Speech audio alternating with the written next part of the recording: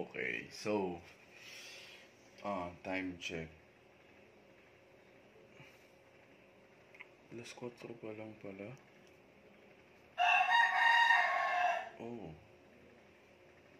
alas 4:20. Akala ko pa naman alas 5 na. So, maaga tayong gumising kasi kukuha tayo ng gagamba. Okay? And,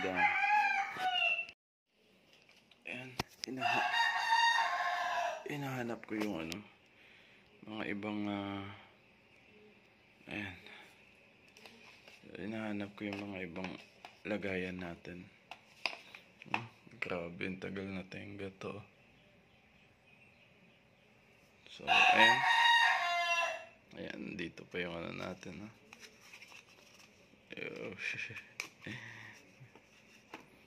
So, hinahanap ko siya.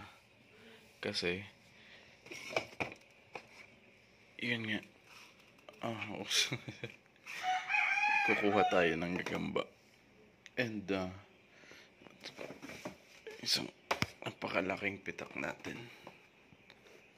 Yan, madudumi kasi hindi nga masyadong nagagamit. Okay. Yan.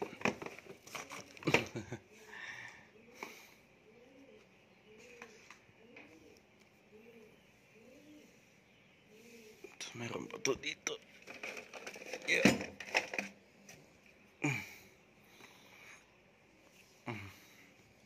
Ito mga ginawa natin, hindi natapos. Alam mo yun.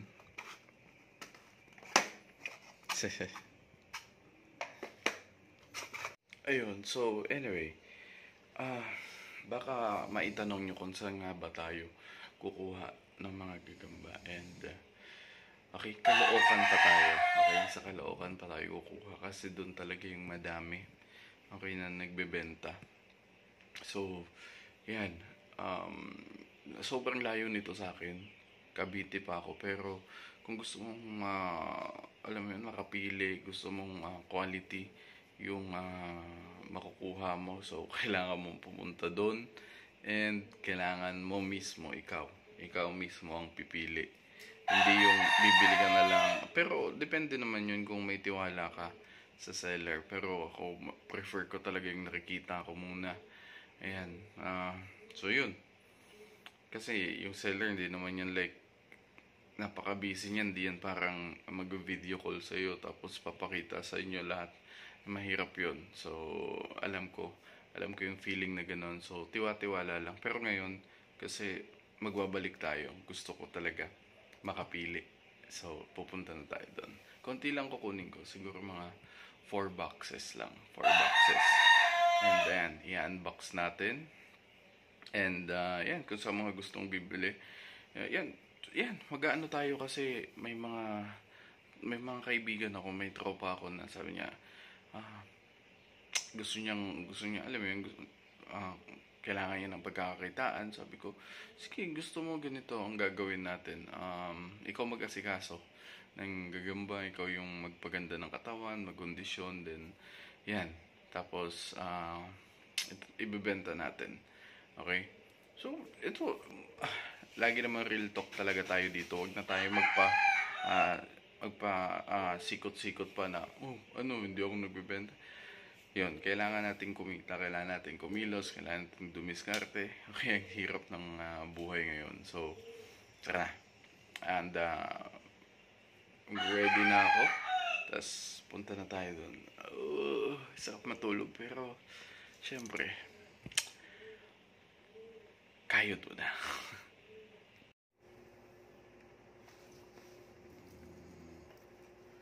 So, ayan. Okay. Karapat-dapat lang na sa pagbabalik natin na yan, suot natin yung yung t-shirt. Wala nang ligo-ligo. Okay? Kasi madumi din naman sa kalsada. So, pagbalik na lang, saka na lang tayo maliligo. Okay. So, ayan. And, nagkakape lang ako. Actually, hindi talaga ako nagkakape, pero Ngayon kasi babiyahe tayo, so kailangan hindi tayo antukin, okay, sa biyahe. And isa pa kasi, kung bakit tingnan nyo, na umagahan na ako. Kasi, hindi kasi ako pwedeng umalis kaagad na hindi ko muna pinapakain yung lolo ko. Kasi, yun nga, dalawa lang kami dito. So, yan. Ah, pero paalis na ako, okay? Pero I think hindi naman masyadong traffic kasi yun nga, wala pa naman masyadong mga biyahe yung ibang mga jeep and buses. So, maluwag pa yung daan.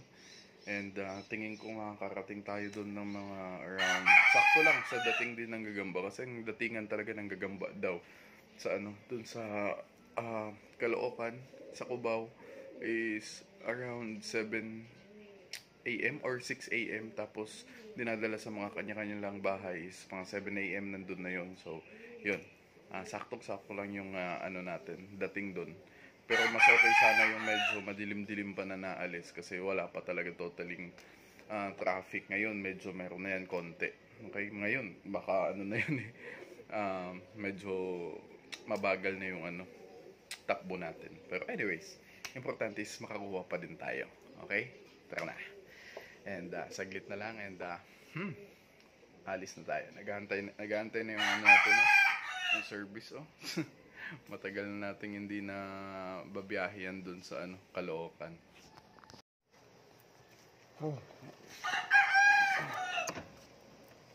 Okay. So, let's go. This na tayo. Huwag kakalimutan, every time na babiyahe, a short prayer lang.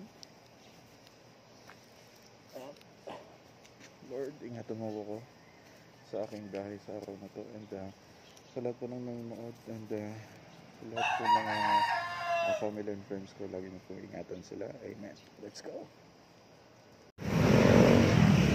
Yan, medyo mabigat na yung traffic nga. Lalo na dito sa may bandang Las Piñas.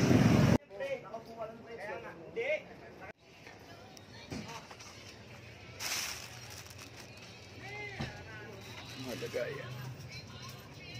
Bale, wala kang box. 640 lahat. 650.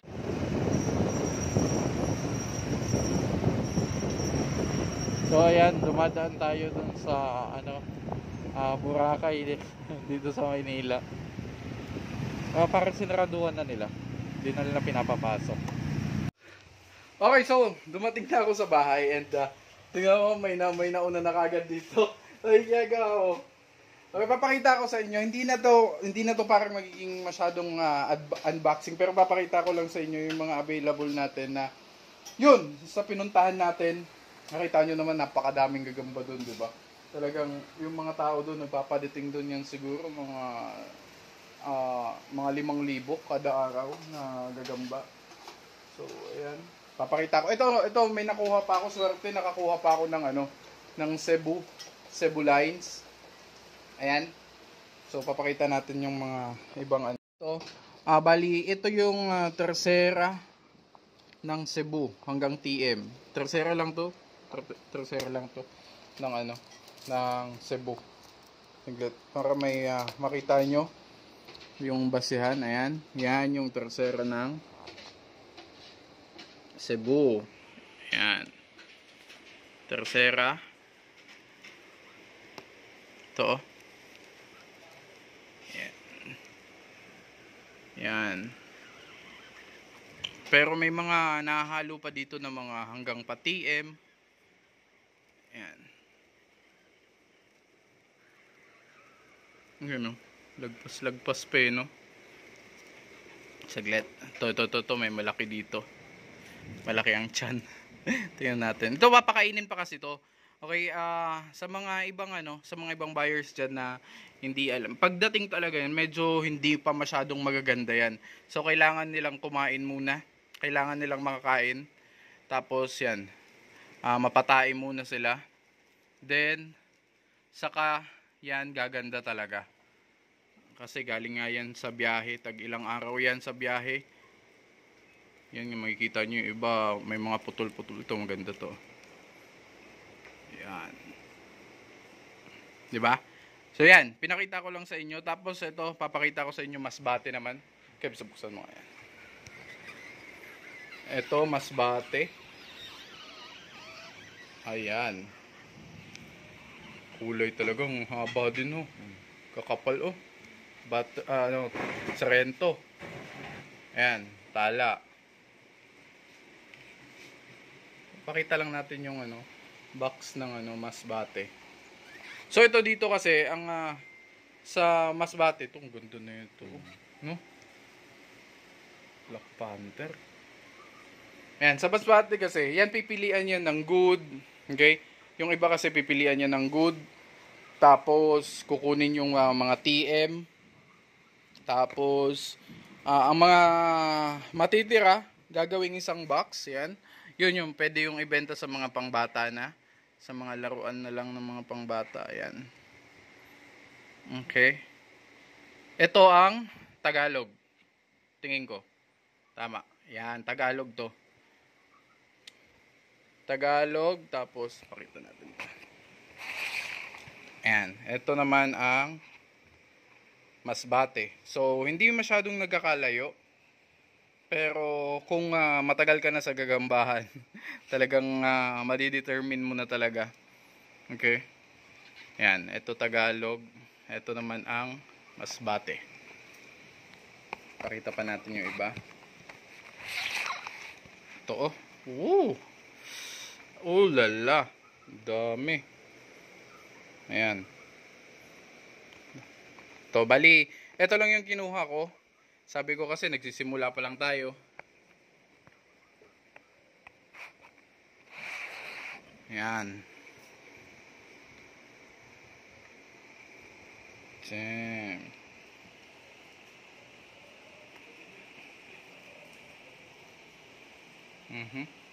Yun na, nagsilabas na. Saglit. Pero okay lang yan. Yan, pinakita lang natin.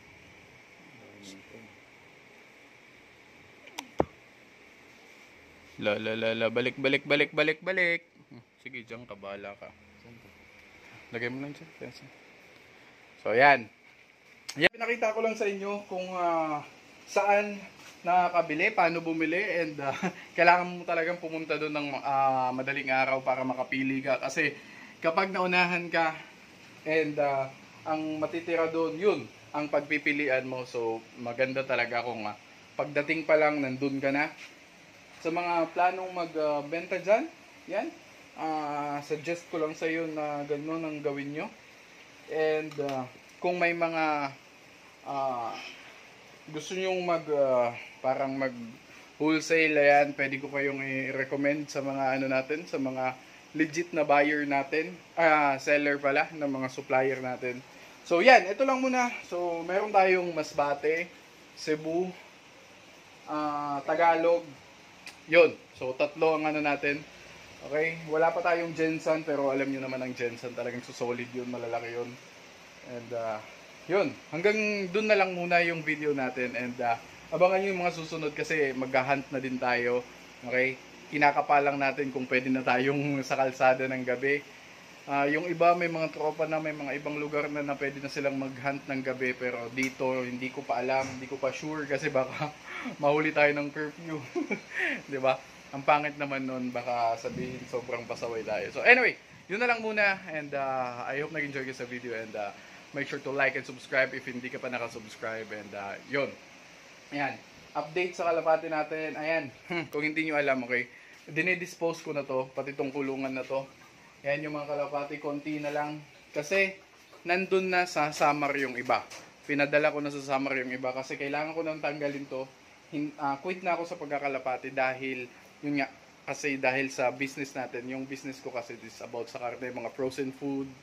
Mga yun. Gumagawa kami ng mga lechon roll, ng mga pangpupor, Batangas, and bagnet. So, yan. Pang sangyup meat. Yan. Yan yung mga ginagawa natin. So, kailangan kong i-dispose to kasi hindi na siya bagay. Diba? Nag-ano tayo, nag-business tayo ng ganito, tapos may ganito dito. So, yan. May kausap na akong buyer. Itong buong cage. So, siguro, ngayong week daw, baka kunin niya na to. And yun na muna, and let's go. Peace. Happy keeping up, and ingat kayo lagi. Stay home na muna. Peace.